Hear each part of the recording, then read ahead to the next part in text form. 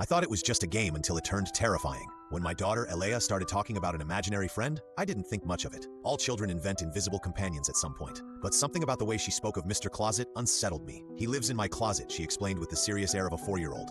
But he only comes out when mommy and daddy aren't here. I found it both adorable and a little eerie. Still, I figured she would eventually forget about this game and that Mr. Closet would disappear just as suddenly as he had arrived. For the first few weeks, it was innocent. Éléa would talk to herself in her room, sometimes giggle. Once, I heard her whispering as if she were sharing secrets with someone. One morning, I found her sitting in front of her wide-open closet, staring into the darkness with a vacant smile. "What are you doing, sweetheart?" I asked. "I'm waiting for Mr. Closet to wake up." A chill ran down my spine. There was something deeply unsettling in her voice. Then, things took a darker turn. One night, as I passed by her room, I heard scratching, a dry, rhythmic sound like fingernails brushing against wood. Intrigued, I cracked the door open. Éléa was sitting up in bed, eyes wide open, staring at her closet. I stepped closer. "You're not asleep, sweetheart?" "Shh, Daddy. Mr. Closet wants to come out." My blood ran cold. The scratching stopped immediately. I swung the closet door open, my heart pounding.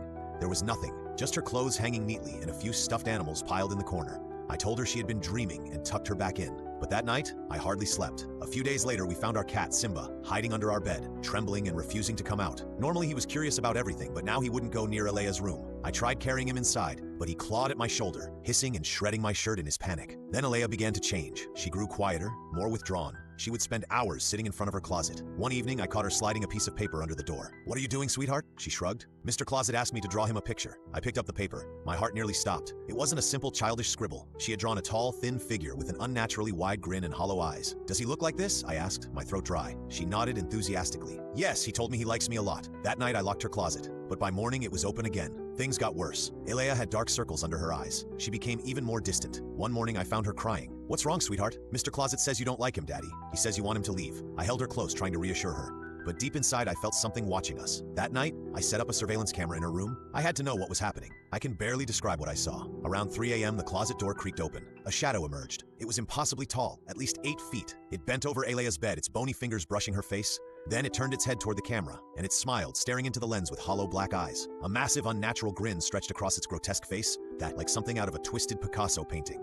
It leaned over Éléa and seemed to whisper something in her ear before slipping back into the closet, leaving the door wide open. I ran to her room, ripped out the camera, and grabbed my daughter. We left that house that night. We never went back. The next night, while staying in a hotel, I woke up with a jolt to find Éléa standing there, staring blankly at the closet door.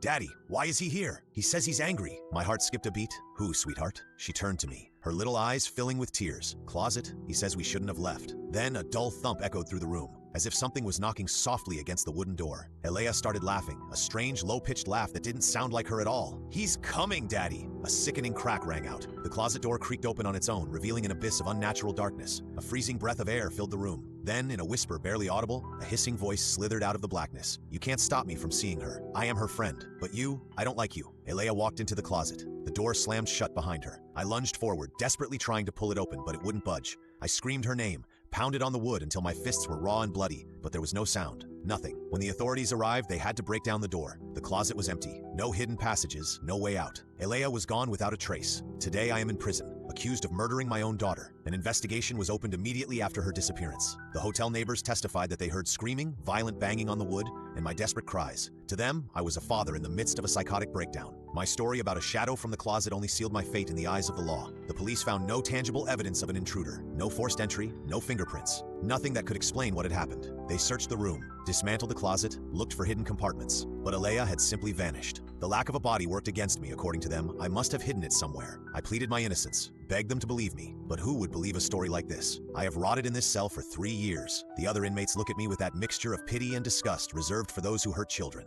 But I am not a monster. I am a victim. And I know that somewhere, trapped in an unreachable darkness, my daughter still exists. If you are reading this and your child talks about an imaginary friend who lives in their closet, please don't make him upset.